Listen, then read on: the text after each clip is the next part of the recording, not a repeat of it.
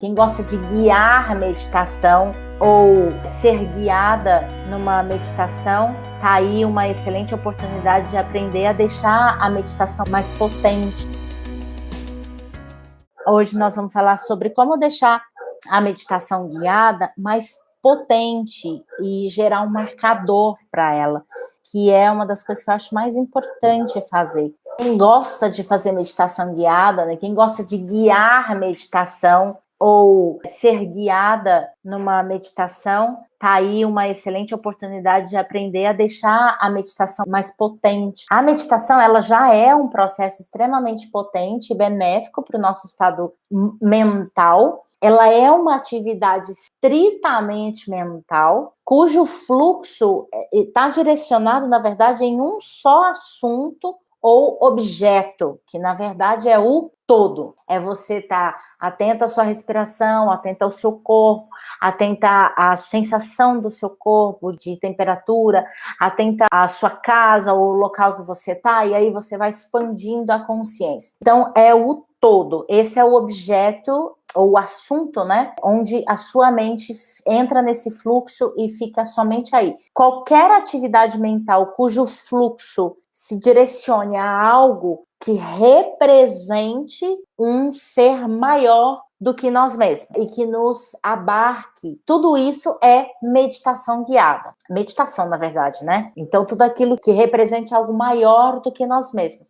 Então, por isso que a gente vai ampliando a consciência quando estamos em trabalho meditativo, que é, primeiro eu começo pela minha respiração, e aí eu vou ampliando a minha consciência para todo esse estado e a tudo que está à minha volta. Muitas vezes a meditação fala apenas de uma respiração profunda, ou da observação da respiração, né?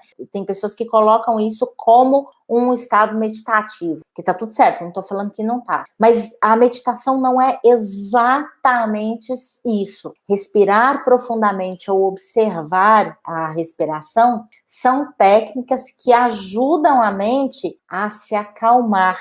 E aí, num processo meditativo, o que acontece? Nos primeiros 15, 20 minutos, há uma descarga. Então, vem um monte de coisa na sua cabeça, um monte de pensamentos, é uma descarga mesmo. Todo lixo, bagunça, caos, vem nesses primeiros 15 a 20 minutos. Depois ela entra em calmaria, e aí é como se todo o lixo fosse embora mesmo, né? Por isso que chama descarga, né? Uma descarga de lixo mental. Vem tudo e aí você deixa embora. E aí você entra realmente em estado meditativo. Só depois desse prazo que você entra em estado meditativo. E a prática traz esse tempo de 15 a 20 minutos para 10, 5 minutos, ou seja, esse prazo de descarga, esse tempo de descarga, ele diminui. E respirar naturalmente, sem esforço, não é o suficiente, por quê? Porque a meditação é você pensar que naquele ar que entra pelos seus pulmões é um aspecto da inteligência universal e que sustenta toda a vida no universo, inclusive a sua. Aí sim a gente pode dizer que é um estado de meditação. Quando você inspira e respira, este é um ar que sustenta a vida, e não apenas inspirar e respirar. Algumas pessoas podem discordar de mim, mas eu estou trazendo, na verdade, a ideia da meditação segundo a filosofia védica. Então, o objeto de meditação, ele deve ser algo capaz de conter em si várias camadas de sentido que vão se revelando gradualmente na gente que está meditando, né? No meditador, começando de uma mais grossa, de uma mais grosseira e limitada, até a uma camada mais sutil e abrangente. No caso de uma meditação guiada, o objeto de meditação é a voz e a condução do guia. Então, percebe? Quando você está fazendo uma meditação sozinha, você tem esse aspecto tem que ser maior do que você, contém uma coisa maior do que você mesmo, que no caso é seu ambiente, outras pessoas, seus vizinhos, e a vida você vai ampliando a consciência com relação a tudo que há no universo. E aí pensar na respiração, focar na respiração ajuda. A respiração, focar na respiração, ela vai ajudar a esse tempo de descarga de lixo mental ir embora mais rápido, que é esse tempo de 15 a 20 minutos. E aí você vai acalmar, depois você não vai precisar pensar mais na respiração. Mas toda vez que você voltar o foco para a respiração, pensar que esse ar é o que sustenta a vida, é esse aspecto maior do que você mesmo. E aí, quando se trata de uma meditação guiada, o seu objeto de meditação é a voz do guia e a condução que ele vai fazer. Os benefícios da meditação, eu acho que eu nem preciso citar aqui, né? Você tem uma tranquilidade, você tem uma descarga de lixo que vai embora, e aí você consegue ter um dia mais tranquilo, mais equilibrado, mais focado, enfim, eu acho que nada disso realmente eu preciso dizer. Então, o que acontece? A meditação em si, ela já é um excelente exercício, não importa o horário que você faça, e também o tempo que você faça também não importa. O que importa saber é que, por que é tão difícil começar uma meditação? Porque a gente precisa desse tempo aí, que principalmente para iniciante, leva de 15 a 20 minutos para você descarregar todo o lixo mental e o caos mental que está ali. Por isso que é tão difícil meditar. Porque esses primeiros minutos vai vir um monte de caca na tua cabeça, entendeu? E aí parece que você não se concentra nunca, não se acalma nunca. Mas é só esperar. É só esperar que isso passa e você vai para um outro nível de fluxo, na verdade, né? E quanto mais você medita, menor vai ficando esse tempo de descarga. Se no começo ele leva 20 minutos, depois ele vai passar 15, 10, 5, e aí vai chegar num ponto que hoje em dia a gente escuta pessoas que meditam há muito tempo falar, né? Depois que eu comecei a meditar, eu praticamente passo meu dia inteiro. É difícil alguma coisa me tirar do equilíbrio, porque, na verdade, ele está em constante estado de meditação. Isso é muito bacana. Só que o que eu estou falando tudo isso? Eu estou falando tudo isso por quê? Porque numa meditação guiada, a própria meditação guiada, normalmente, ela é uma história. Vocês já repararam isso? Ela é uma história onde o guia te coloca numa situação, num cenário e numa situação X, certo? Então é algo que tem um começo, um meio, um fim. Quando ele te coloca num cenário, numa situação X, ele começa a desenrolar uma sequência de acontecimentos te guiando nessa sequência de acontecimentos. Vou dar um exemplo. Talvez ele fale agora, imagine que você está num jardim coberto de flores, aí ele fala um pouco das cores, né? Flores amarelas, você sente o cheiro, respira, sente o cheiro, então ele vai te guiando numa sequência de acontecimentos. Agora você levanta, caminha, encontra, sei lá o que, um templo ou uma caverna, enfim. Ele vai contando uma história para você. A própria meditação guiada é uma história. Imagine você sentada, aí você põe seu pai, sua mãe, os consteladores fazem muita meditação guiada com relação ao pai e à mãe, né? Imagine seu pai na sua frente, sua mãe na sua frente, aí você fala isso, isso e isso para ele, enfim. Há uma sequência ali de acontecimentos. É uma história. Acontece o seguinte, na meditação guiada, normalmente você é o personagem principal da história.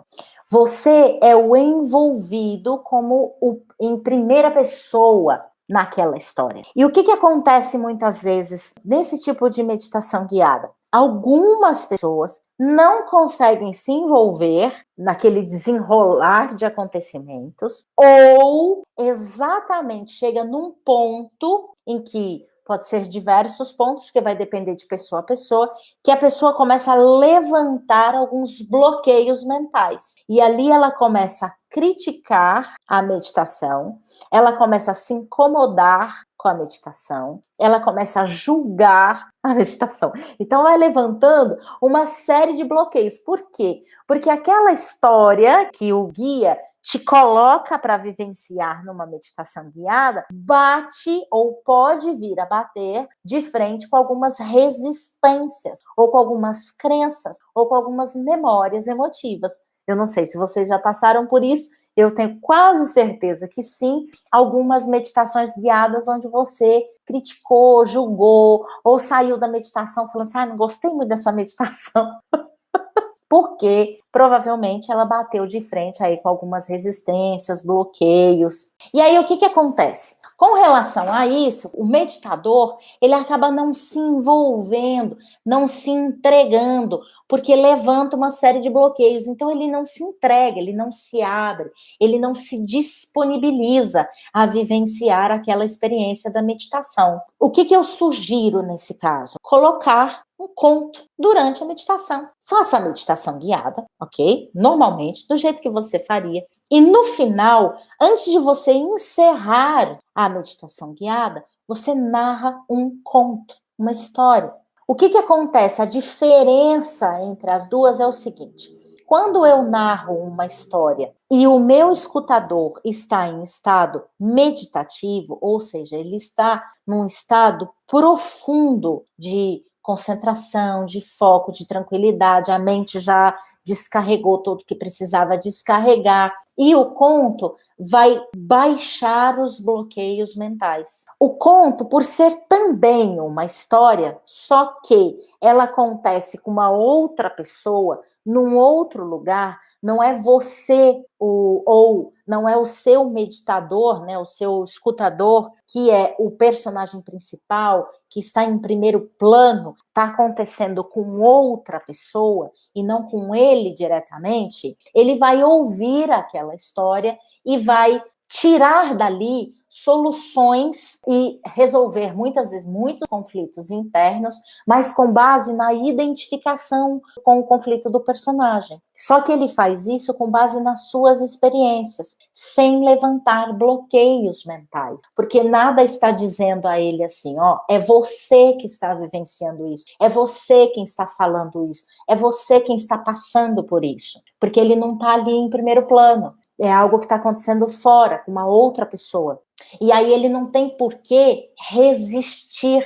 Então ele não levanta os bloqueios mentais. E o conto também contém em si várias camadas de sentido, né? Que vão revelando gradualmente ao meditador, começando, às vezes, muitas vezes, por uma camada mais grosseira e limitada, indo para a camada sutil e abrangente. Só que o fato dele já estar num processo de meditação, ele vai, provavelmente, quando ele começar a ouvir a história, ele já vai direto para o sutil e abrangente. Então, a grande diferença entre uma meditação guiada sem uma história e uma meditação guiada com uma história tem a ver com, na meditação guiada, eu sou o personagem em primeiro plano. Sou eu que vivencio tudo aquilo que o outro diz para eu vivenciar. E muitas vezes isso vai bater de frente com resistência, bloqueios, crenças, com memórias afetivas, onde você lugares que você ainda não quer olhar, e aí você vai falar assim, que saco isso, não, nossa, odeio caverna. Então vai começar a gerar uma série de críticas e julgamentos, quanto que no momento em que você coloca um conto, mesmo que a pessoa passe a meditação julgando, quando você diz assim, antes de finalizar a meditação, você diz, agora eu vou contar uma história.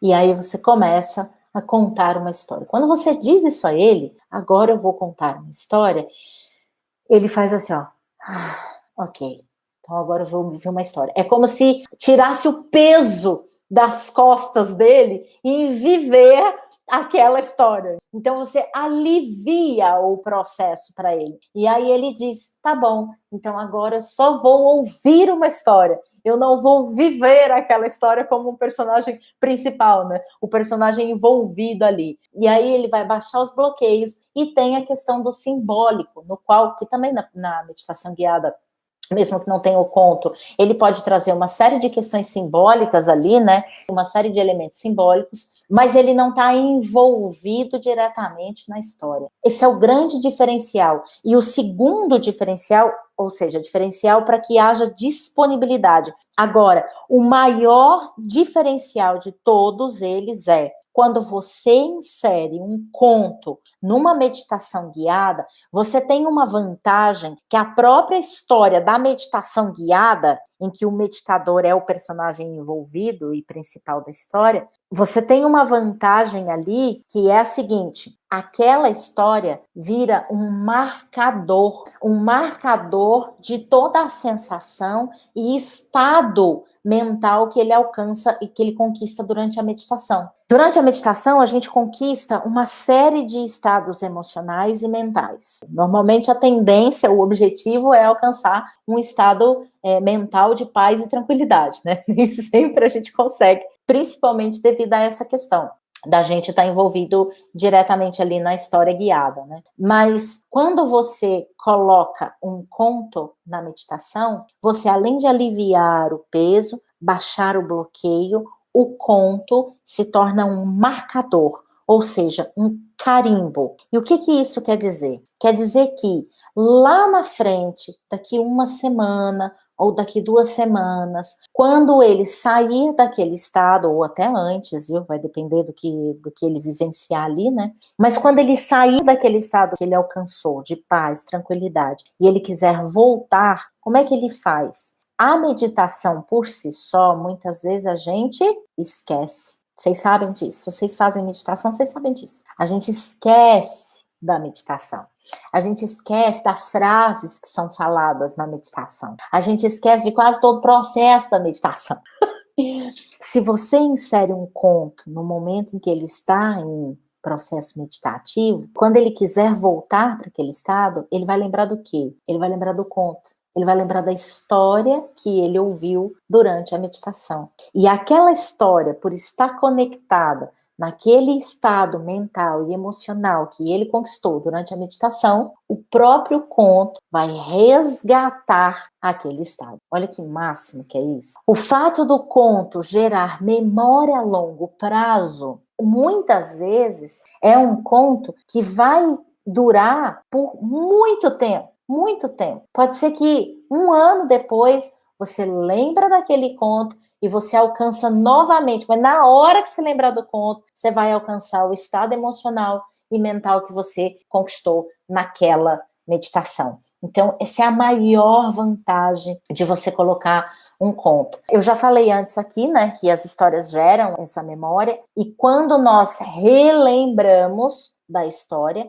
nós revivenciamos as emoções, sentimentos, as emoções, e cada vez que a gente lembra dessa história, a gente percebe algo novo, porque nós estamos diferentes. Nós já vivenciamos uma série de experiências pelas quais a gente já ressignificou algumas experiências anteriores, então cada minuto estamos novo, estamos um pouquinho mais novo. Olha que coisa interessante, né? Cada minuto estamos cada vez mais velho, cada minuto que passa, nosso corpo está mais velho, porém, a nossa mente, ela está mais jovem, porque somos novos. E aí, com isso, como estamos diferentes, nós vamos perceber algo daquela história que nós não tínhamos percebido quando ouvimos pela primeira vez. E como nós não sabemos que estamos imaginando, nosso cérebro não faz essa separação, né, do que estamos imaginando com o que estamos vivenciando de fato, toda vez que a gente lembrar, a gente revivencia aquele conto, e aquele conto nos ajuda a ressignificar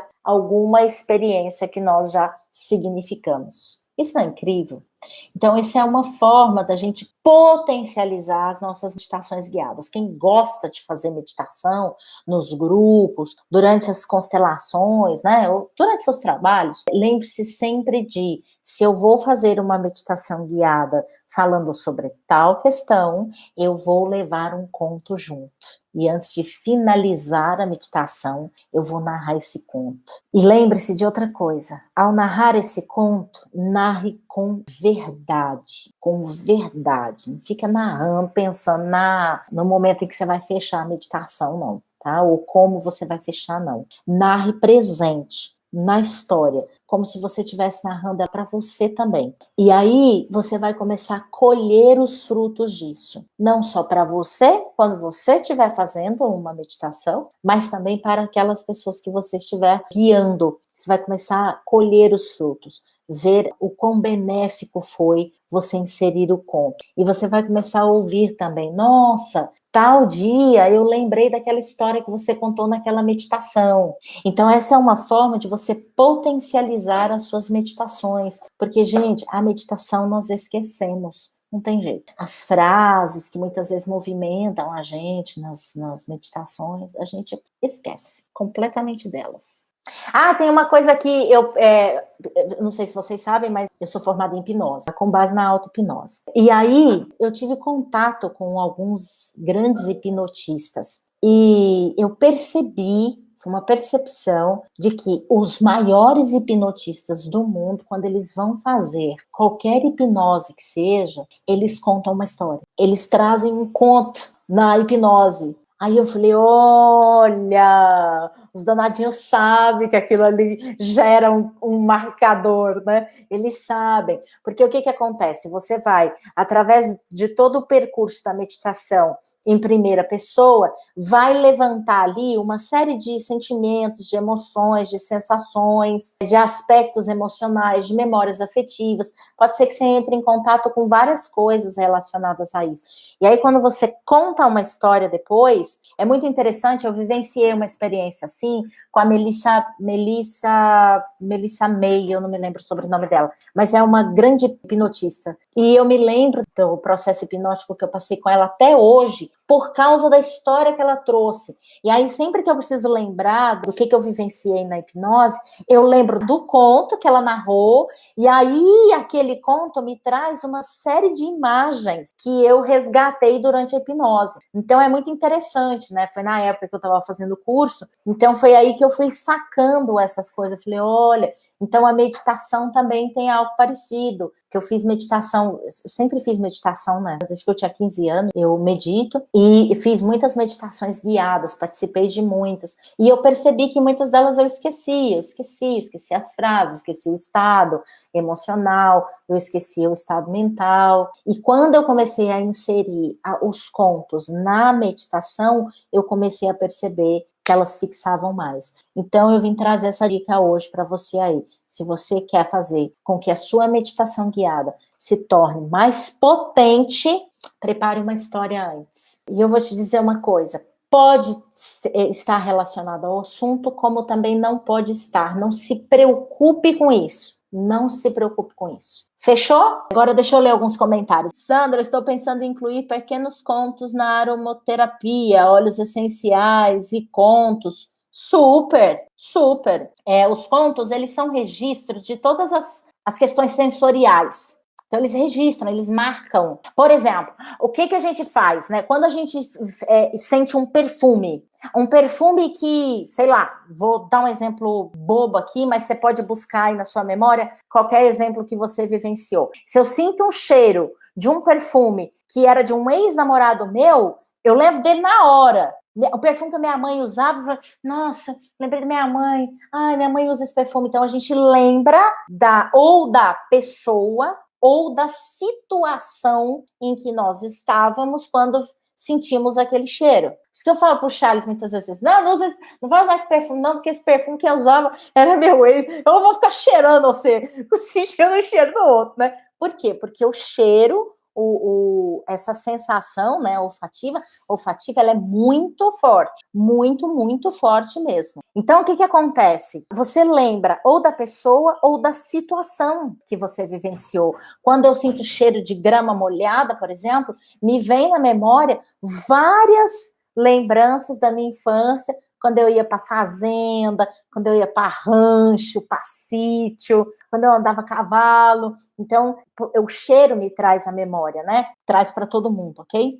Então, quando você pede para a pessoa sentir o cheiro e narrar a história, sentir o cheiro e narrar a história, sentir o cheiro e narrar a história, você vai gerar um marcador. Ou na hora que você for trabalhar, ela vai sentir aquele cheiro e você vai contar a história. Pode trabalhar que você vai ter bons resultados aí, tá? Agora, Denise, cuidado, hein? Na hora de for narrar a história com a aromaterapia, se você for unir essas duas coisas, muito cuidado para você não inserir as suas crenças na história, não levar para aquela história apenas a sua versão da história. Com cada personagem da história, a gente vai se identificar de um jeito. Muitas vezes você se identifica com um personagem da história e entende aquela história por um ponto de vista, e aí outra pessoa vai ouvir aquela história, vai se identificar com outro personagem daquela história e vai entender aquela história de outra forma.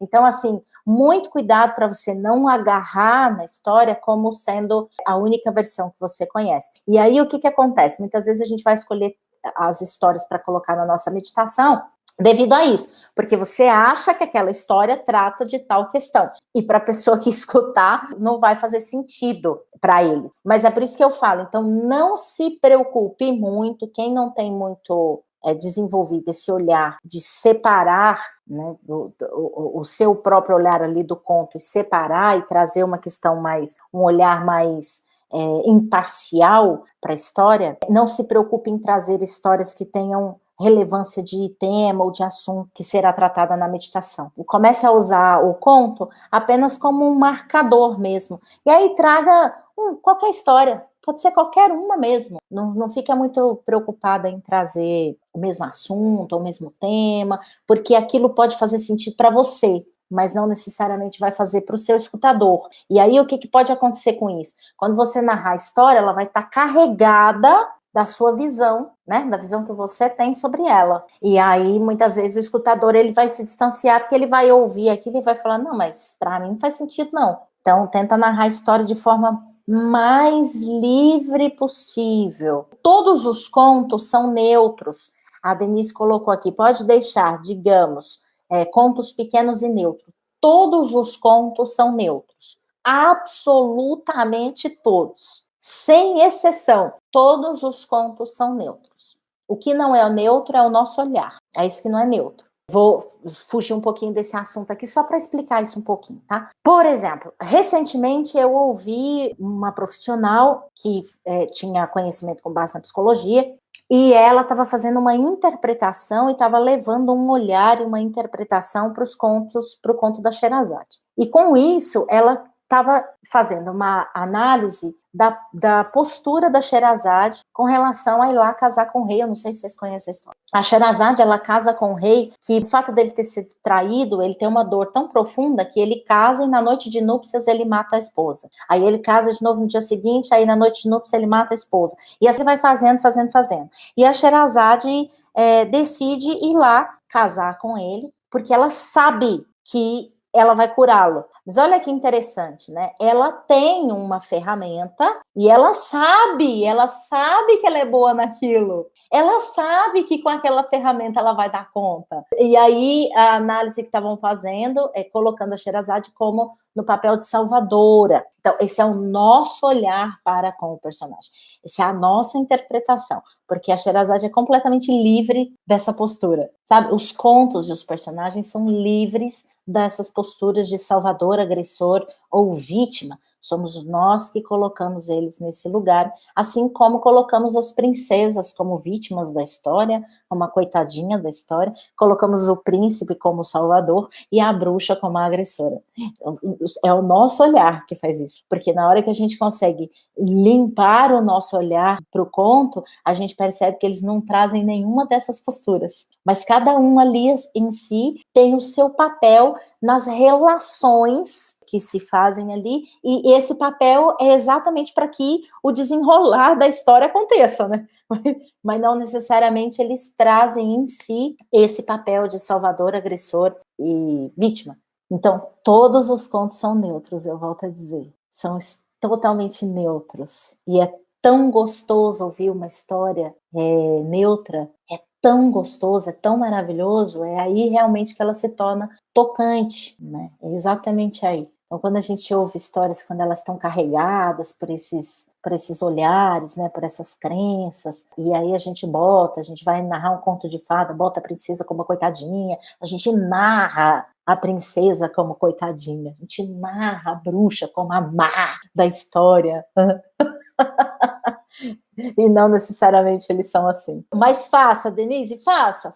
Eu acho que a prática é o que leva a gente realmente a ir percebendo certas coisas, né? Faça sim, você vai ver, você vai ter um bom ganho aí, você vai ver. E os seus clientes também, né? Isso que importa, né? Então tá, meus amores, um beijo grande para vocês, obrigado pela presença de vocês. Denise, muito obrigado pelas suas colocações, deixou a live mais interessante, deixou a live com mais conteúdo, eu pude até falar mais, né, de coisa que nem passa pela minha cabeça, aí o fato de você ter colocado para nós aqui trouxe mais conteúdo, mais conhecimento para quem está assistindo, então eu agradeço profundamente as suas colocações, é sempre muito bom, vai ficar gravado, Maria, vai ficar gravado. Então é isso, meus amores, grande beijo, e até semana que vem eu vou voltar com as lives, depois eu falo para vocês os dias que eu vou voltar. Essa questão dos dias para mim é sempre complicado, porque a minha agenda, por causa dos treinamentos, aí eu falo, vai ser quinta-feira, aí fecha treinamento na quinta-feira,